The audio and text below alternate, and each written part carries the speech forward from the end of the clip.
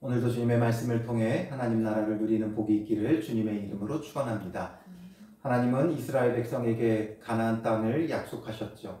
하나님은 그 약속을 통해 늘 모든 일을 신실하게 이루시는 하나님이세요. 그래서 우리는 이 세상의 모든 것들이 불확실하죠. 한 치 앞도 알 수 없는 내일이기에 불확실해요.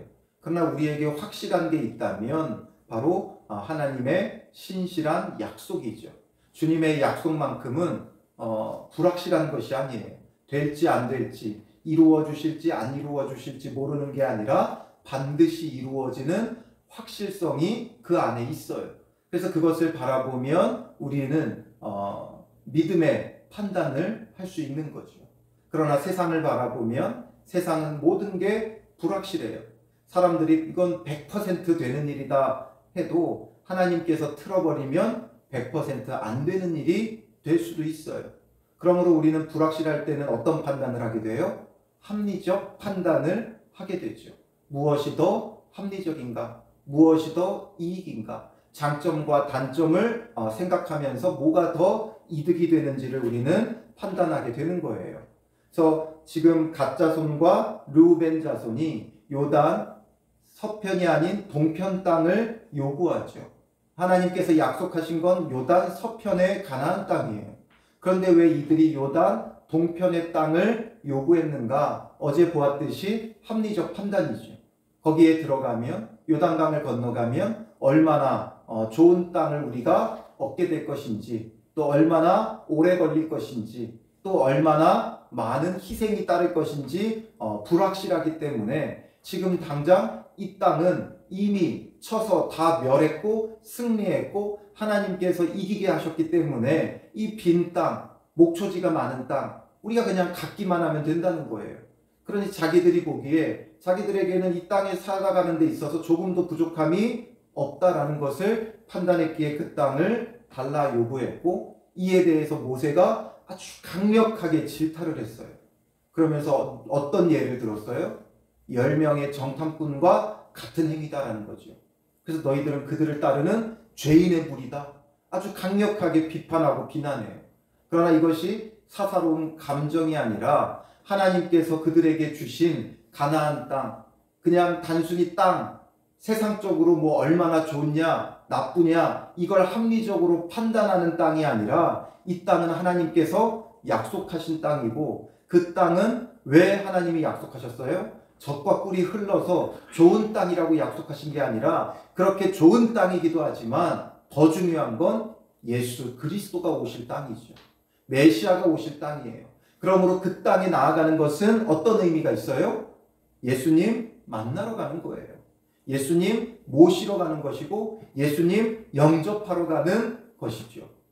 근데 이것을 내버려 두고 요단 동편 땅에 단순히 세상적으로 좋고 합리적으로 판단한 그런 땅을 요구한다는 건 옳지 못한 행동이고, 또 이스라엘 백성은 나아가는데 자기들은 뒷짐지고 거기서 그냥 바라만 보고 자기들의 이익만 챙기면 나머지 지파들은 어떤 마음으로 나아가겠느냐라는 거죠.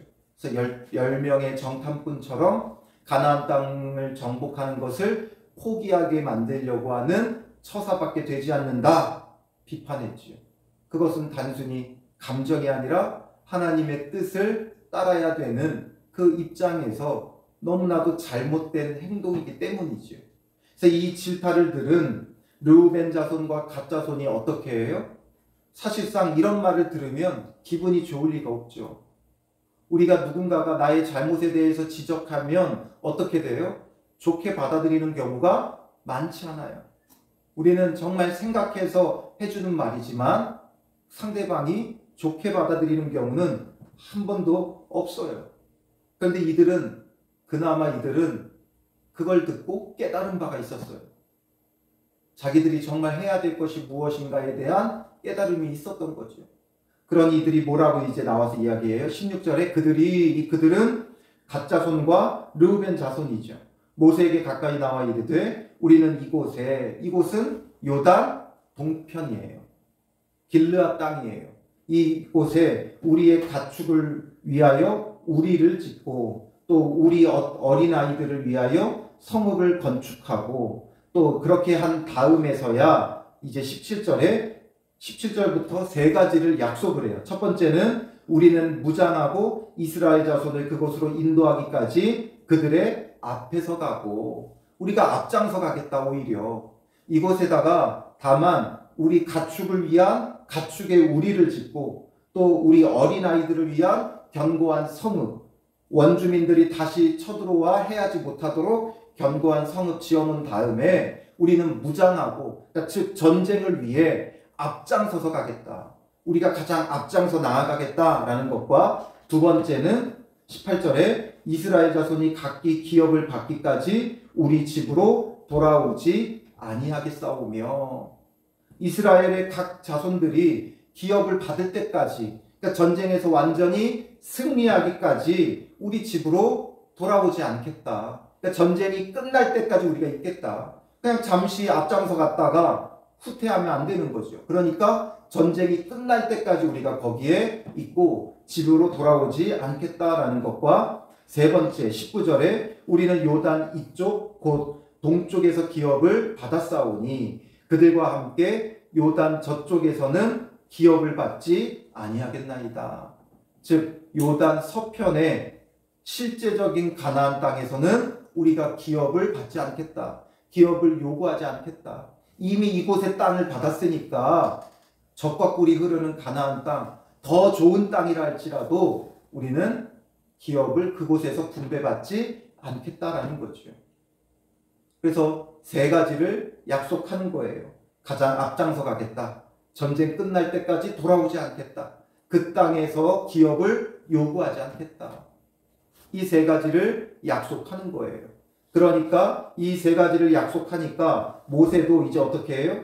너희가 만일 이 일을 행하여, 너희가 만약 그 약속한 대로 그 일을 행하여서 이제 무장하고 여호와 앞에서 가서 싸우되, 너희가 다 무장하고 여호와 앞에서 요단을 건너가서 여호와께서 그의 원수를 자기 앞에서 쫓아내시고 그 땅이 여호와 앞에 복종하게 하시기까지 싸우면, 바로 너희 약속대로 끝까지 싸우면 여호와 앞에서나 이스라엘 앞에서나 무죄하여 돌아오겠고, 앞에서는 너희는 죄인의 무리라고 말했지만 만약에 너희들이 그 약속대로 끝까지 싸우면 하나님 앞에나 이스라엘 앞에나 무죄하다라는 거죠.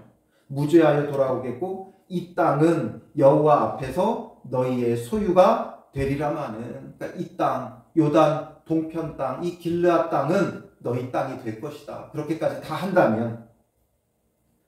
그런데 23절에 너희가 만일 그같이 아니하면, 너희가 만일 그같이 아니한다 그러면 여호와께 범죄함이니 너희 죄가 반드시 너희를 찾아낼 줄 알라. 그러나 너희가 그 약속을 지키지 않으면 여호와께 범죄하는 것이다. 그러니 너희 죄가 반드시 너희를 찾아낼 줄 알아라. 또 다시 엄히 경고도 하는 거예요. 약속 지키면 이 땅 다 너희 땅이 될 것이다. 그것도 그냥 모세의 이름으로 주는 게 아니라 22절 마지막에 여호와 앞에서예요. 그러니까 하나님께서 허락하시겠다라는 거죠. 다 지켜 행하면. 그런데 그렇게 하지 않으면 범죄하는 것이다. 누구에게? 여호와께. 모세와 약속을 안 지킨 게 아니라 여호와께 약속을 지키지 않은 것이고 범죄하는 것이 된다. 그래서 24절에 너희는 어린아이들을 위하여 성읍을 건축하고 양을 위하여 우리를 지으라. 그리하고 너희의 입이 말한 대로 행하라. 너희 입이 말한 대로 행해라. 약속 반드시 지켜라 말해주지요. 그래서 그들의 제안을 수용해줘요. 어떻게 이렇게 수용되어질 수 있는 거예요? 그래서 25절에 갓 자손과 르우벤 자손이 모세에게 대답하여 이르되 주의 종들인 우리는 우리 주의 명령대로 할 것이라.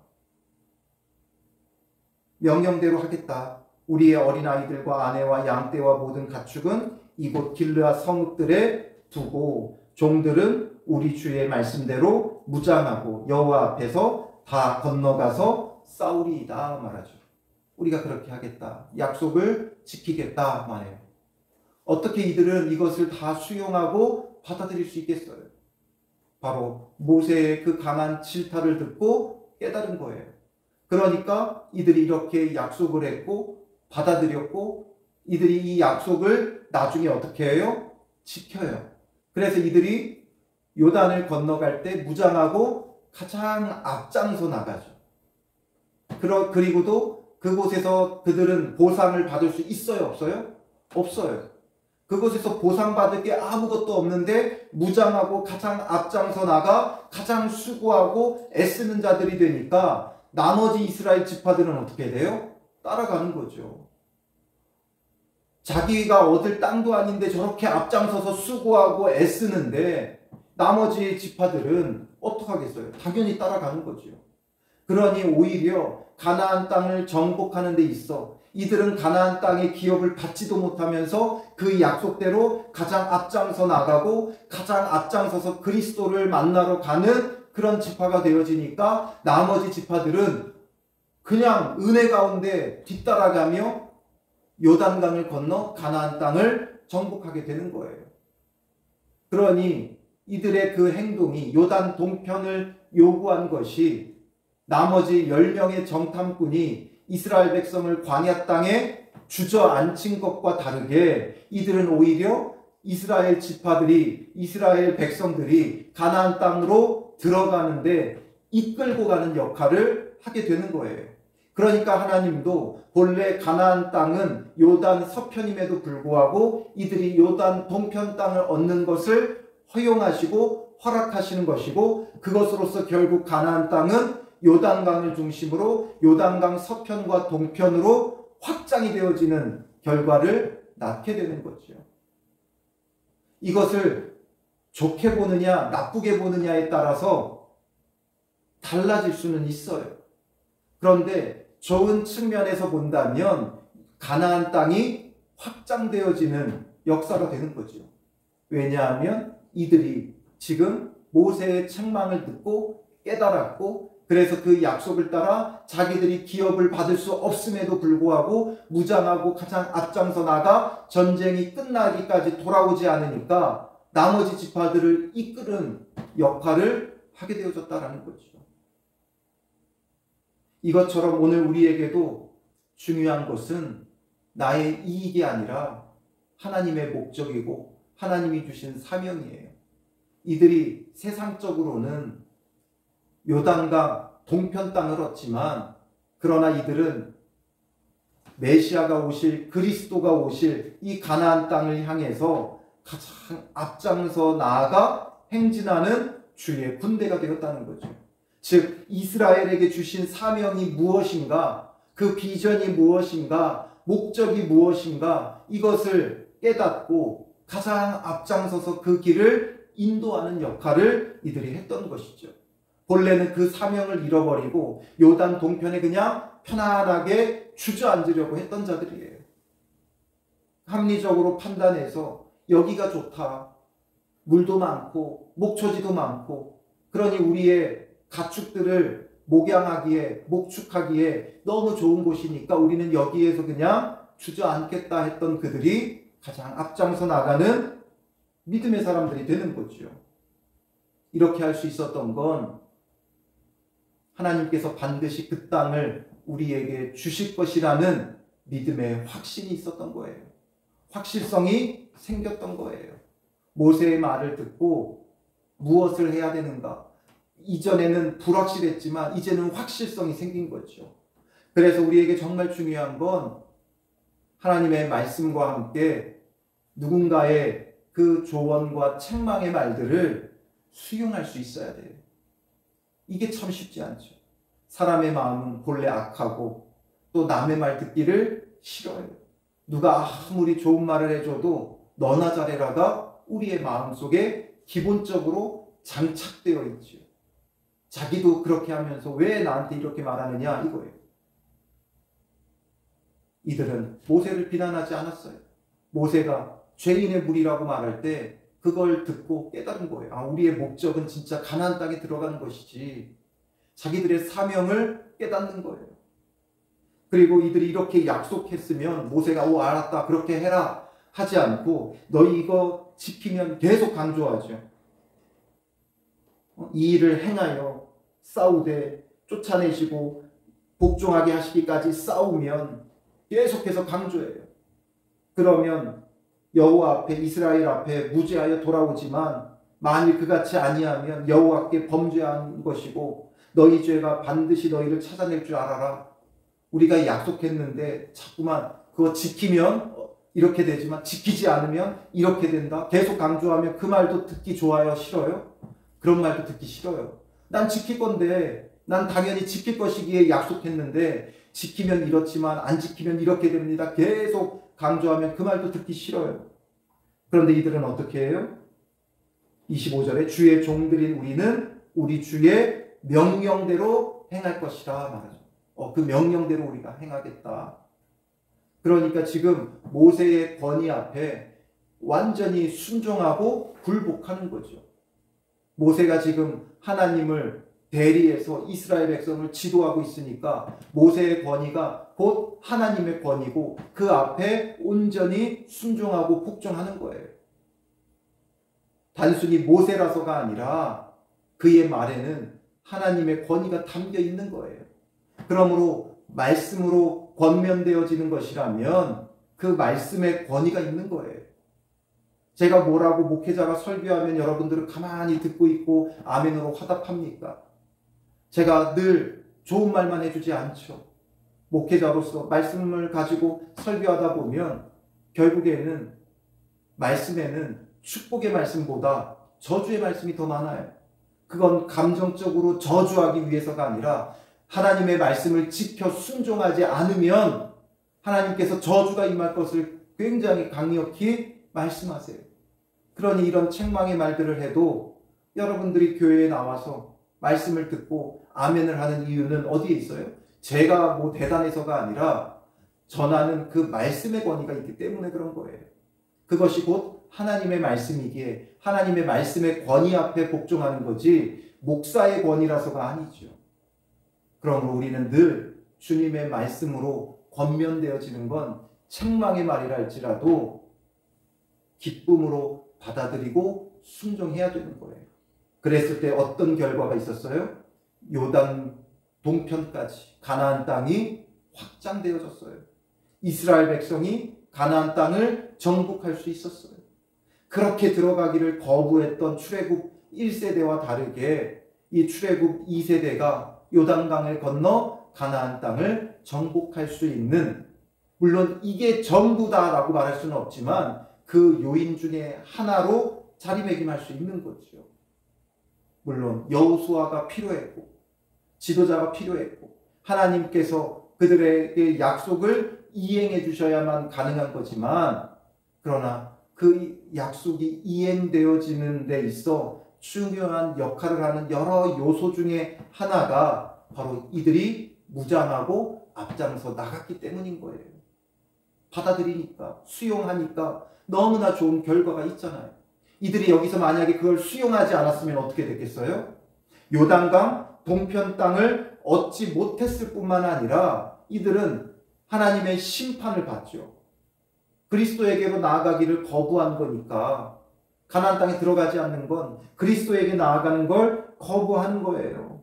그러니까 거기서 그들은 멸함을 당할 수밖에 없는 거죠. 그러니 우리가 주님의 말씀을 늘 듣고 그 책망의 말씀 앞에 아멘으로 화답하고 순종하며 따를 때 그게 바로 우리의 사명을, 비전을, 목적을 이루어가는 삶이 되어지는 거예요. 그런데 거부하는 자들은 결국에는 그 사명, 그 비전, 그 목적을 놓는 자가 되는 거죠. 내려놓아 버리는 거예요. 여기서 이들이 안 들었으면 가나안 땅을 향해 나아가야 될 이스라엘의 사명을 감당하지 못하는 거죠. 그러나 순종했으니까 그 사명이, 이스라엘의 사명이, 가나안 땅의 목적지를 둔 그들의 사명이 이루어지는 도화선의 역할을 이들이 하게 되어지는 거죠. 그래서 오늘 우리도 주님의 말씀 앞에 누구를 통해 권면되어지든지, 내가 직접 말씀을 보든지, 목회자나 또 아니면 이웃이나 누구의 권면의 말이 있든지 수용하세요. 받아들이세요. 그냥 하는 말 같지만 하나님께서 발람의 사건에 누구를 통해서도 말씀하세요? 나귀를 통해서도 말씀하시는 분이에요. 그냥 저 사람은 저렇구나, 이 사람은 이렇구나 많은 게 아니라 그들의 그 말들 속에 하나님께서 전하고자 하는 메시지도 담겨 있는 거예요. 우리가 들어야 하는 말들이에요. 그러므로 항상 귀 기울여 듣고 우리는 누구의 말이든지 그 말 속에서 우리가 너무 그 말에 매여서 막 스트레스 받을 필요는 없지만 정말 이것을 통해 유익하게 받아들이는 게 중요한 거예요. 유익하게. 하나님의 말씀을 가진 자들이잖아요. 그러므로 말씀을 통해 그 말들을 유익하게 받아들일 힘과 능력이 있어요. 정말 쓰레기 같은 말들이라면 버려야죠. 그런데 그 말씀 속에서 정말 우리의 어떤 신앙에 유익한 말들이라면 받아들이고 수용하고 또 생각하고 고민하고 묵상하고 그러면서 우리가 주님 안에서 말씀을 기준으로 받아들여야 되는 거예요. 말씀 없이 그냥 무조건 받아들이는 게 아니라 또 말씀 없이 무조건 배척하는 게 아니라 말씀을 기준으로 하면 버려야 할 것과 수용해야 될 것이 구분이 되는 거죠. 그래서 오늘 하루 말씀을 기준으로 정말 우리가 수용해야 할 말들, 비록 세상의 말이랄지라도 우리가 새겨들어야 할 때가 있어요. 믿지 않는 사람들이 보는 그 눈을, 그 관점의 말들을 우리가 새겨들을 필요가 있어요. 믿는 사람들은 다 이래. 그냥 믿지 않는 사람의 말이니까 무시하고 저 사람들이 오해해서 그래. 그럴 게 아니라 왜 그렇게 오해하게 됐는지 우리가 생각해 봐야죠. 그 오해의 소지가 우리에게 있었겠죠. 그래서 이런 식으로 해서 말씀을 기준으로 받아들일 수 있어야 되는 거예요. 그래서 르벤과 갓 자손은 수용하고 받아들임으로 너무나 놀라운 결과를 열매로 맺게 된 거예요. 오늘 우리도 그런 마음으로 오늘 하루 주님의 말씀을 기준으로 많은 소리에 귀 기울여 듣고 버려야 할 말, 수용해야 할 말 잘 기준을 따라서 우리가 받아들여서 주님 안에서 정말 좋은 믿음의 사람들로 좋은 열매로 결실로 맺어지는 하루 되시기를 주님의 이름으로 축원합니다. 기도하겠습니다. 살아계신 아버지 하나님, 때로는 우리의 사명과 목적과 비전을 잃어버린 채 세상을 바라보며 주저앉을 때가 많이 있습니다. 이런 우리를 일으키려는 주님의 말씀 앞에 우리가 귀 기울이게 하시고 우리가 믿음으로 수용하며 주님 안에서 정말 옳은 것, 주님이 주신 비전과 사명, 목적을 이루어가는 믿음의 사람들이 되게 하여 주시옵소서. 주저앉는 자들 되지 말게 하시고 비록 아버지 하나님 세상 사람들의 소리랄지라도 하나님께서 누구를 통해 우리에게 어떻게 말씀하실지 모르니 우리의 귀를 열게 하시고 세상 사람들의 소리까지도 귀 기울여 듣게 하시고 이 모든 것을 말씀을 기준으로 버려야 할 것과 수용해야 될 것이 분별되게 하여 주시고 마땅히 우리가 들어야 할 소리들 우리가 수용하고 분별하여 듣고 또한 주님의 말씀을 기준으로 참되게 깨달음으로 온전히 주를 따르는 믿음의 사람들 되게 하옵소서. 오늘도 우리가 합리적 판단보다 믿음의 판단을 할 수 있는 말씀에 대한 확신이 있게 하여 주시고 확신을 주신 그 말씀을 붙잡고 오늘도 기쁨과 즐거움으로 순종하게 하여 주시옵소서. 때로는 마음 아픈 소리랄지라도 그 속에서 전달하시는 주님의 그 마음을 읽어내게 하시고 깨닫게 하시고 정말 피가 되고 살이 되는 생명의 말씀으로 받아들이는 믿음의 사람들 되게 하여 주시옵소서. 이로써 우리에게 더 좋은 것으로 열매 맺게 하시는 하나님의 은혜를 누리는 복이 있게 하여 주실 줄 믿사오며 예수님의 이름으로 기도합니다. 아멘.